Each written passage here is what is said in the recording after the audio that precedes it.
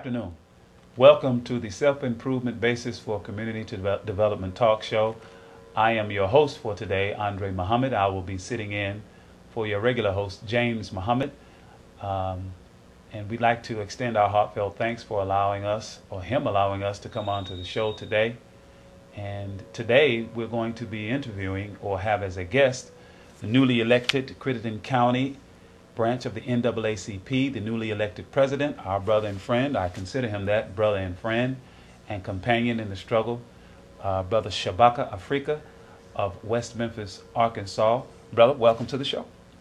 Glad to be here, brother. Thank you for coming. Today we want to begin, first a few acknowledgments. Once again, we thank James Muhammad for the wonderful work that he is doing with his television show and the program and his dissemination of information, vital and very important information to the community that is very, very helpful. So we thank him for his work and his continuance and furtherance of this work.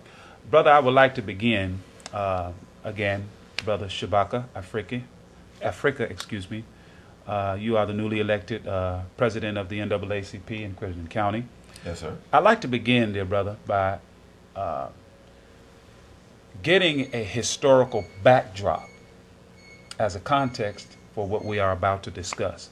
And if you would, because I've talked with you over several years at length about issues and concerns in the modern sense, in the now sense, and some of the history of what has happened in West Memphis and Crittenden County. If you would, just give us a little of the historical backdrop of the relationship, even racially, economically, and otherwise, in Crittenden County.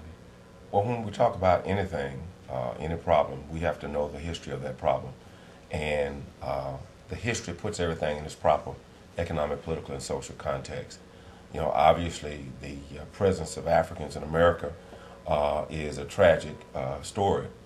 But anytime we talk about this, we need to answer about 4 questions. Who are we? Where did we come from? How did we get here? And what do we need to do about it? Right. Blacks in Crittenden County are like blacks in the rest of the United States and South America and many other parts of the world. Our genesis is the African slave trade. Mm-hmm. And so the dynamics are fundamentally the same.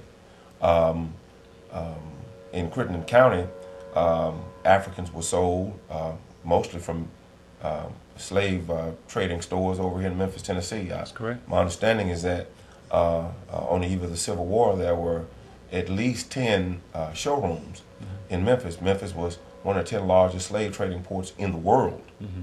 And so white farmers and others purchased African men, women, and children to meet cheap labor source. They were used as concubines, drivers, and various other things.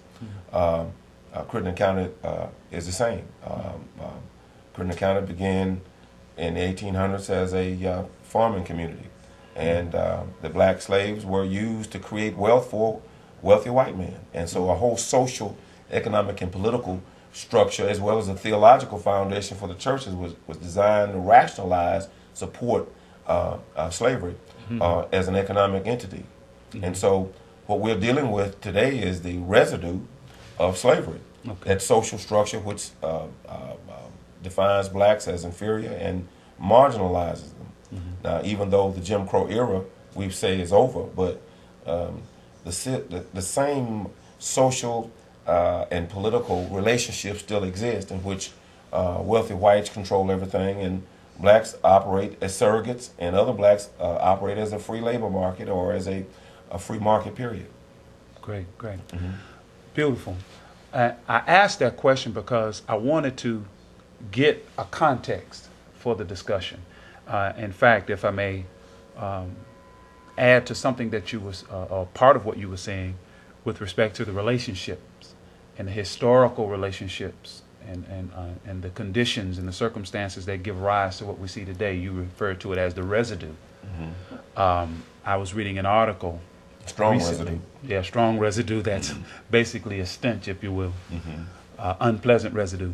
But an article I was reading recently wherein the author cited an event in the late 1800s in July. In fact, they stated that the date was July 13th. the author or the historian, the Marion County historian, Marianne Woolfolk. In her article, she penned, quote, "A group of about 80 whites assembled at Marion." And this is post-Reconstruction. It was a time where blacks began to hold political offices. And according to the history in Crittenden County, blacks and whites actually came to an agreement on who would hold or what number of blacks would hold what offices. Of course, the whites reserved the most prominent and powerful offices for themselves, according to the history documented by this Miss Woolfolk. But she pens that a group of about 80 whites assembled at Marion at about 10 a.m. July 13th in 1888 and marched to the courthouse, where one David Ferguson, the county clerk, was forced to resign at the muzzle of a Winchester rifle.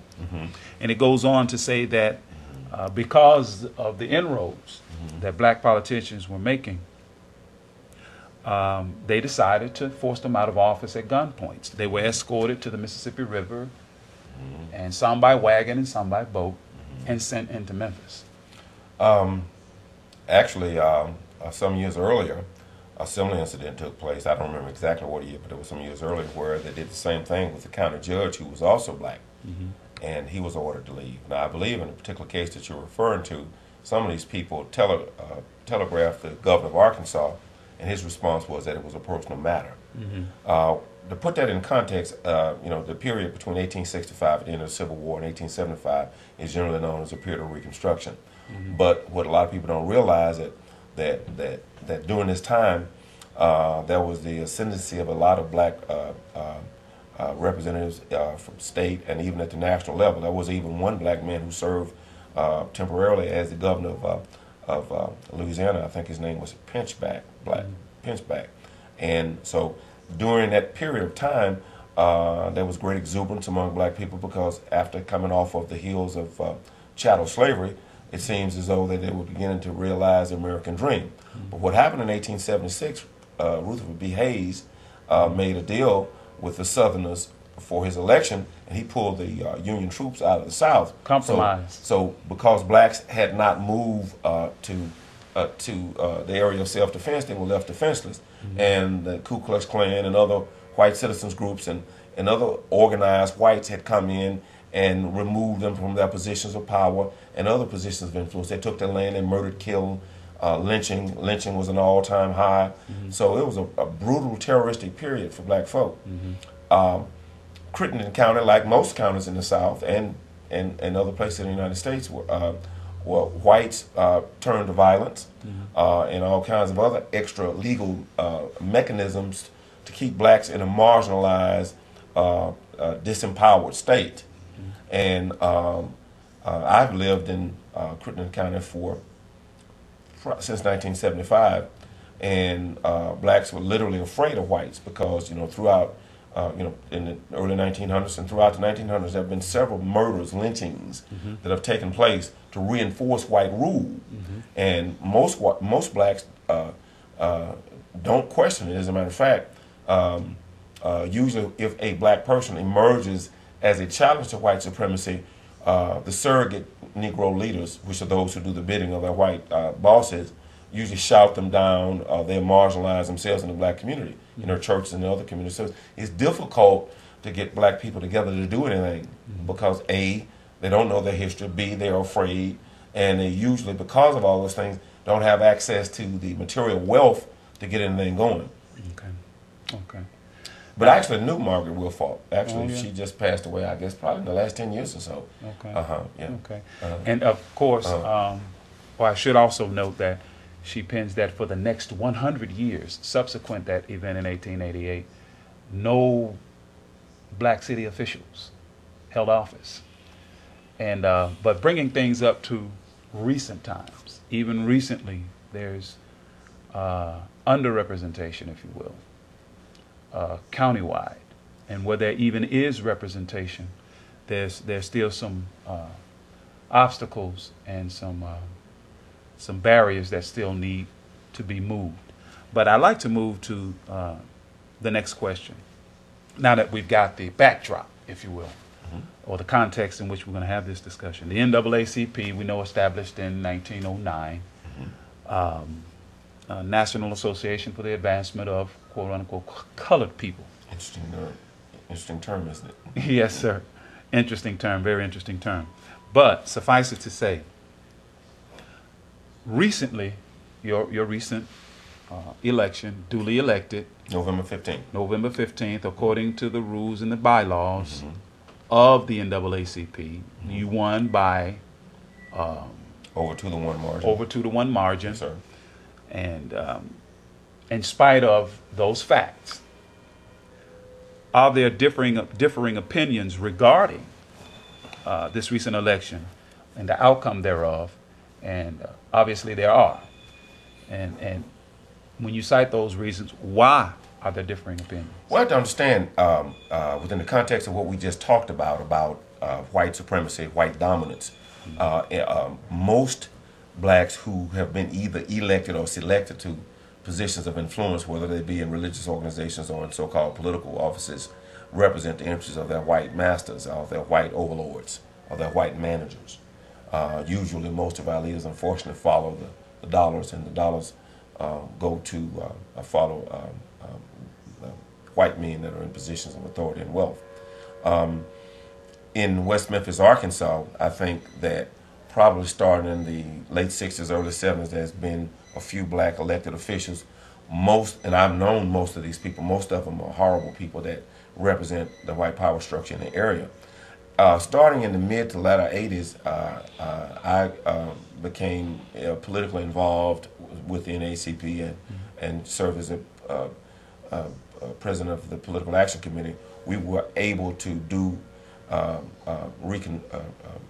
redistricting because all of the political districts had been gerrymandered, which meant that they had been drawn to favor one group over the other. And so myself, Brother T.K. Robinson, the late T.K. Robinson, who was very influential in that process, and several other brothers and sisters worked diligently to change that. Now, we were able, after the 1990 census, to go in and redistrict West Memphis and Crittenden County. We were able to get blacks in the state senate, blacks in the state representative positions, city council, quorum court, which is your county commission here, and school board. Now,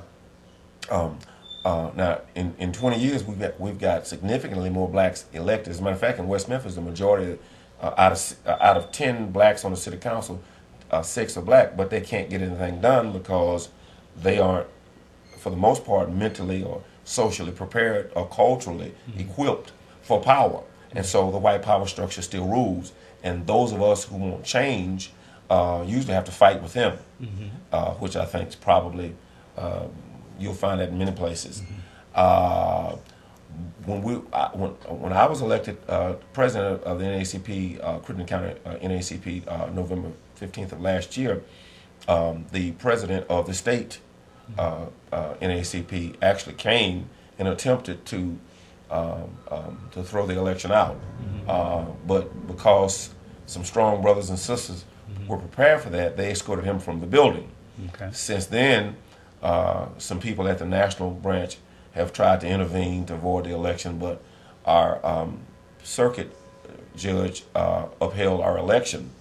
Interestingly enough, his position was actually created by this redistricting after the 1990 census. Referring to Judge Victor Hill. Now, he's not the first judge. Prior to him, there was a Samuel Turner. Okay. But the irony of it is that there is a black organization that purports to argue and to be an advocate for justice and for equal protection under the law, who is actually attempting to void an election in which the members of NAACP voted. And we're still in court about that. We're going to win. But it is interesting. But the reason is because the existing power structure does not want us there. And so that calls in question, who do black organizations really represent? And I would argue that since we still operate under the residue, a strong residue of slavery and white supremacy, that most black leaders around the country and other parts of the world still represent the power and financial interests of the white power structure. And Wow. you know a tree by the fruit that it bears, brother. Absolutely, absolutely. Now, that prompts the question that I thought I may not ask, but because of the way you just answered this last question, I think it begs this question. And I'll phrase it in the form of a question that was asked by a man that I hold in very, very high esteem, the Honorable Minister Louis Farrakhan, when he asked a question in the 90s. Are black organizations truly ours? And I asked that question based on what you just mentioned and based on the history, particularly of the NAACP, how it was founded and who were the players involved. And even to this day, who are the players in terms of funding it and monitoring the direction that the organization takes, particularly on a national level. Well, I think what would you say to that question? I think that's a relevant question. I put forth the question years ago myself in reference to what we call black colleges. The HBC. What's the acronym? Historically black colleges and universities. And my argument was that there is no such thing as black schools, because for it to be a black school, in my mind, there should be the presence of a curriculum that is specifically designed to answer the historical problems faced by African and black people. And since that's not the case, then there are schools where black people go. And the same would apply to black religious organizations as well as to black civic and political organizations. If, in fact, the theology in those religious organizations or the philosophy in those political and civic organizations do not speak directly to where we came from, how we got here, who did it, and what do we need to do about it, then it's not relevant. So our objective is with the NAACP is this, and I'm using a quote by the Reverend Albert Clage, who's the founder of the Shrines of the Black Madonna, the Black Christian Orthodox Church. His argument is that all institutions in the black community must be mobilized for black liberation. Any institution that cannot be mobilized must be destroyed. And so whether that be a church, or whether it be a mosque or temple, whether it be a school, that principle would apply. Our objective with the NAACP is to make it work and make it relevant for the economic, political, and social needs of our people, which we need a functioning organization. And let's face it, our organizations are not, for the most part, functioning. There are exceptions now. We have the Nation of Islam. We have the Black Christian Nationalist Movement. There are other many churches and civic organizations that I think are doing wonderful jobs. They are handicapped because they're dealing with a group of people, ourselves, who are not culturally equipped for power. But there are many people out there that are doing jobs, and we want to contact and fellowship with everybody that's trying to work toward liberation of our people. Now, it does beg the question, who's financing these organizations? If these organizations are not working for our people, then who are they working for? And in the 21st century, I believe that the challenge is how do we move black leadership from surrogacy, that is working for someone else, to advocacy, advocating for our people. And how do we incentivize it? How do we finance it? And how do we penalize those who work against us? And we're finding, even in this great organization, that we've got some problems. There are some people who operate at the state and national level that are not working in the best interest of our people. And I can't think of a better example than what's going on with us right now. Now, does that mean that we move to destroy the organization, or does it mean, or do we move to redeem it? Well, we'll see. But we are, myself and the other people in our administration, we are dedicated to the notion of black liberation, whatever that means, and however that means. And that's what we're going to be moving toward. And no one's going to stop that. Great. Beautiful. Also, you made me think of a writing that I was reading, Secret Relationships Between Blacks and Jews, Volume 1, wherein the Jewish historians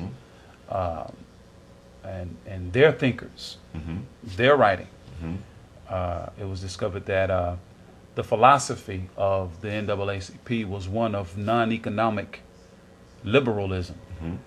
And that term, what does that term mean to you?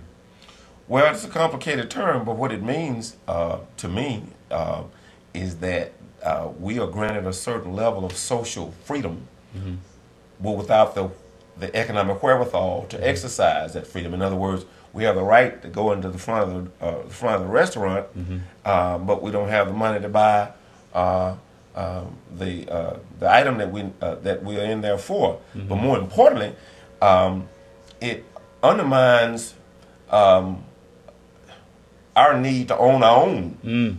And the problem is that we don't own our resources. Correct. And no one wants black people to own their resources because everybody else, including many black preachers and black politicians, are actually pimping or are actually exploiting a community that's not economically functional.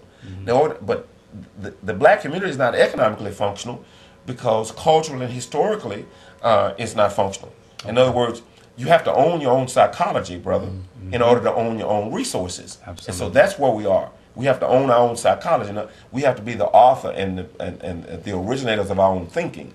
And we're still operating from someone else's theology, someone else's language.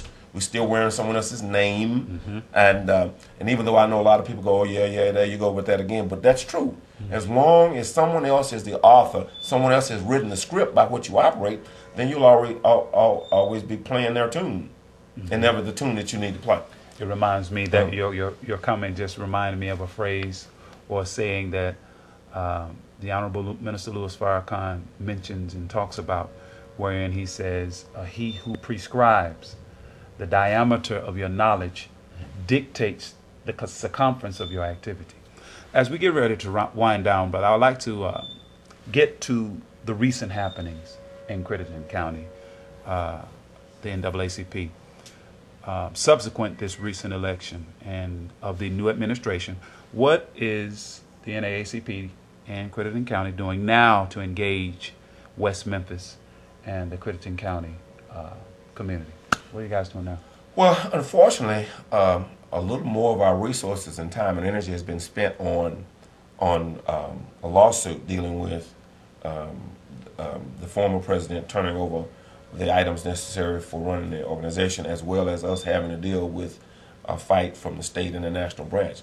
But we knew coming into this, because this organization had been literally run into the ground in West Memphis. Not that it was ever where it needed to be, but over the last 14 years under the tenure of the former president, everything has been run into the ground in terms of its finances, in terms of its profile and standing in the community.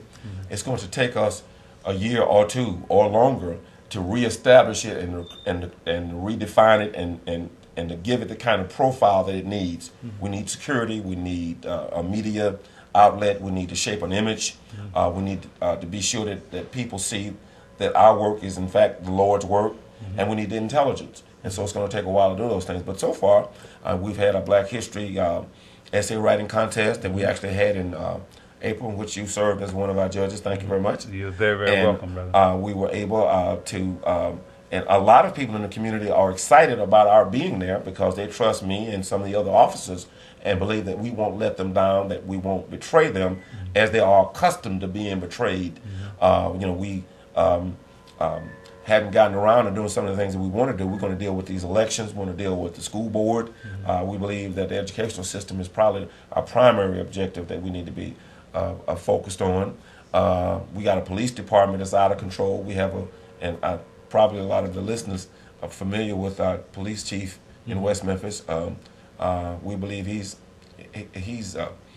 inappropriate. He and our mayor are inappropriate, but our people are not politically sophisticated because half of our people are in churches and other organizations where they're not being taught to be politically engaged. And by that I don't mean running for office or voting, but just being aware of what's going on in the community and being organized to address it. That's what our objective is to bring some stability. But we have to make our organization functional first. But we are looking forward to doing a lot of things. We have a pretty strong agenda. We've got a lot of training to do. Fundraising. Right now we have a big banquet coming up in the fall. And we're looking forward to your help and some of the other people from Memphis to come over and be a part of what we're doing. Yeah, brother, we're on your side, and you certainly have our help. As we wind down and as we bring the program to a close, and you kind of led into it already, some of the areas of immediate concern in the community that you will be dealing with. And I know Education. your plate is full Yeah. dealing with the aftermath of the election itself. So, Keep in mind, we're a volunteer organization. No one's getting paid. Actually, most of us are having to pay to do this. But the education of our young people is primary concern of ours. Getting in control of a school system, which is the biggest employer and the biggest letter of contracts in our area. But getting control of that, restructuring the school system, restructuring the whole idea of what education is, that is a job in and of itself. The next thing is to recruit and bring into existence accountable black leadership. Our fundamental problem is that we don't have accountable black leadership. And we have a history of slavery, Jim Crow Jr., driving while black, dying while black. We have all those things to deal with. So, but if our organization is functional, if we can make this organization functional, and I think that we can, I think that we'll start attracting good people who otherwise don't want to be a part of dealing with it. A lot of people are waiting to see someone come along and do something that they can be a part of. I don't like that, but that's the case, and that's what I'm working with, and so that's what we're looking forward to doing. beautiful. Well, Brother Shabaka, we thank you Yes, sir. so much, dear brother, for coming and spend some time with us. Thank you for having me, On brother. the Self-Improvement Talk Yes. Show. Yes, sir. And brothers and sisters, this concludes this edition of the Self-Improvement Basis for Community Development Talk Show with your stand-in host for today, Brother Andre Muhammad, myself. And again, once again, as we close, we thank our guest for today, the newly elected president of the Crittenden County branch of the NAACP, Brother Shabaka Afrika. And brother, for more information, if our viewers would like to know more about the NAACP, which is, as you stated, a volunteer organization in Crittenden County and located in West Memphis, Arkansas, it's just over the bridge. Do you have an email address that you would like to give our listeners? I'll give you listeners my personal email address. Okay. It's Shabaka50 at AOL.com. That's SHABAKA 50 at AOL.com. You got it. That's Shabaka, the number 50 at AOL.com. That concludes our program for this evening. We thank you for tuning in today. Peace and blessings to you and yours.